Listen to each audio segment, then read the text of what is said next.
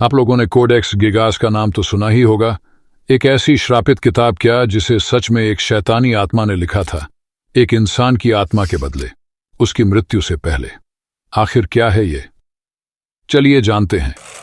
लेकिन इससे पहले अगर आप हमारे पेज पर नए हैं तो हमारे साथ जुड़े रहिए, क्योंकि हम आपके लिए ऐसी ही और रहस्यमयी बातें लाते रहेंगे।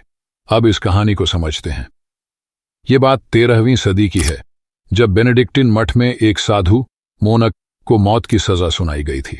उस मोनक का नाम हरमन रिक्लूस था। मौत की सजा से कुछ घंटे पहले उसने सोचा कि वह एक ऐसी किताब लिखेगा जिससे किसी की मौत न हो, और अगर हो भी जाए तो उसे फिर से जिंदा किया जा सके। मगर असली कहानी तो अब शुरू होती है।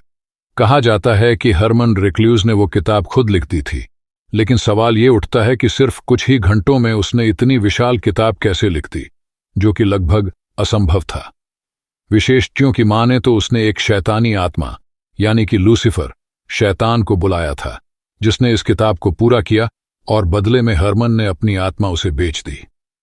आप सोच भी नहीं सकते कि वो किताब 160 गधों की खाल से बनी थी, जिसमें 110 पन्ने थे, और इसका आकार 3 फीट लंबा, 20 इंच चौड़ा और वजन 75 किलो था।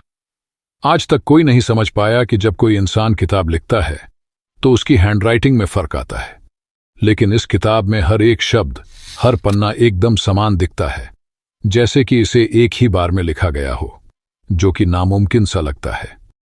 क्या सच में हरमन रिक्लूस ने अपनी आत्मा लूसीफर को बेच दी थी, जिसने इस किताब को पूरा किया? अगर नहीं तो फिर 160 गधों की खाल और इतनी विशाल किताब के लिए सामग्री आखिर कहां से आई, और वो किताब सिर्फ कुछ ही घंटों में कैसे पूरी हो गई? ये आज भी एक अनसुलझा सवाल है। ऐसे ही और रहस्यों को जानने के लिए हमारे साथ जुड़े रहिए। लिंक बायो में है। धन्यवाद।